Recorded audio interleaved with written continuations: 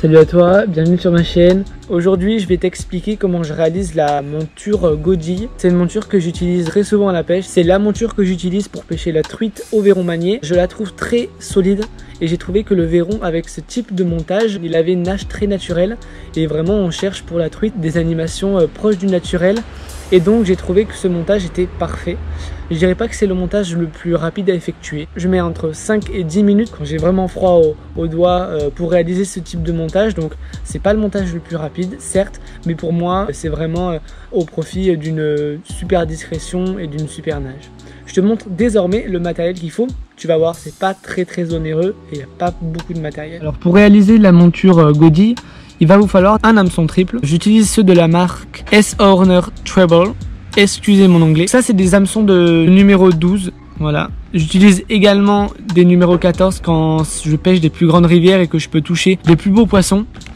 On va également avoir besoin de godilles, donc ici avec un double hameçon qui permet de fixer correctement notre verron pour pas qu'il s'échappe trop rapidement. Donc ça c'est de la marque Cannelle et je les ai en 6 grammes ou 4 grammes. Personnellement j'utilise des verrons généralement assez petits, donc les 4 grammes sont pour moi adaptés. Il va également vous falloir un cure-dent, vous verrez ça après, une aiguille à locher, voilà, très important avec un anneau en bout d'aiguille.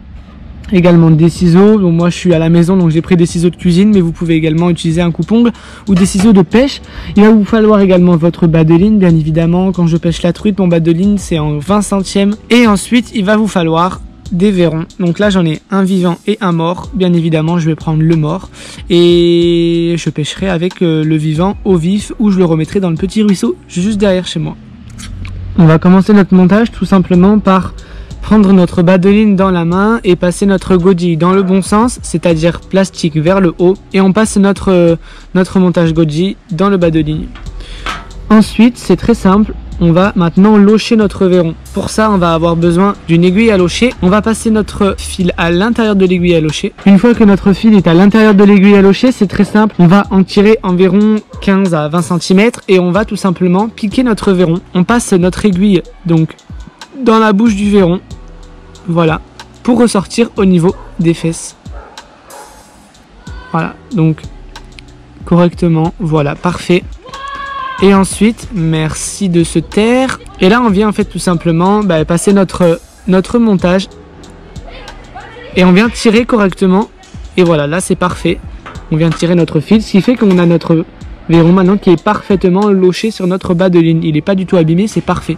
Ensuite, on a bientôt fini, il faut tout simplement prendre notre hameçon. Donc pour ça, j'ai choisi un hameçon de numéro 12, donc c'est des hameçons assez gros. Enfin, c'est des hameçons adaptés. Et là, on réalise le nœud cuillère. Pour éviter de faire une vidéo un peu trop longue, je vous mets le lien en haut à droite. Vous avez juste à cliquer et vous serez automatiquement redirigé vers la vidéo. Moi, je mets cette séquence en accéléré et on se retrouve juste après.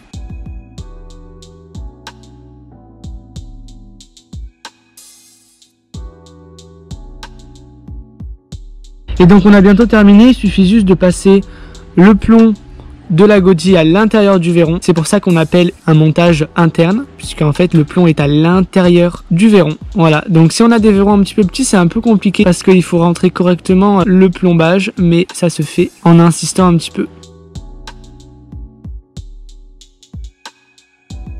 Et voilà, on a notre verron qui est parfaitement aligné sur le plomb.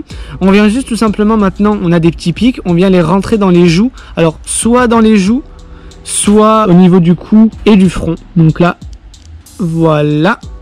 Et également de l'autre côté. Là, c'est vraiment pour bien tenir le verron sur notre montage. On vient faire coulisser du coup notre montage au niveau de l'hameçon, comme ça. Et après, on a juste, personnellement, moi je rentre la hampe de l'hameçon à l'intérieur du verron.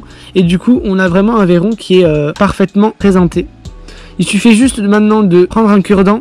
Ici, on a un petit trou. On a un petit trou ici dans la godille et on vient tout simplement enfoncer correctement notre cure-dent. On vient tourner comme ça. Et moi, je trouve que ça tient pas beaucoup. Donc, je remets l'autre côté du cure-dent en fait à l'intérieur pour avoir vraiment un montage qui bloque bien et pour éviter qu'à chaque tirée en fait, ça abîme le verron. On a fini notre montage godille. En fait, à l'œil nu, ça peut paraître un petit peu grossier, mais sincèrement, la truite, elle n'y voit que du feu parce qu'en fait, la sorte de rondelle, c'est transparent. Et du coup, c'est vraiment invisible dans l'eau.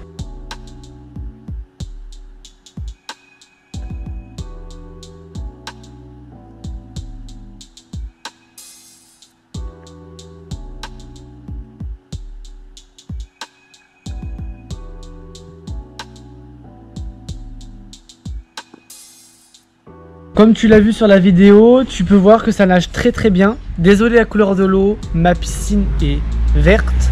Donc voilà, j'espère que cette petite vidéo t'aura plu. Comme d'habitude, si tu veux, tu peux mettre un petit like sur la vidéo, ça fait plaisir, ça m'encourage. Tu peux également t'abonner à la chaîne, c'est gratuit. Et n'oublie pas d'activer la petite cloche des notifications pour être alerté de toutes les activités sur la chaîne. Écoute, je te remercie d'avoir regardé la vidéo et je te dis à bientôt. Salut, j'ai le soleil en pleine gueule, super.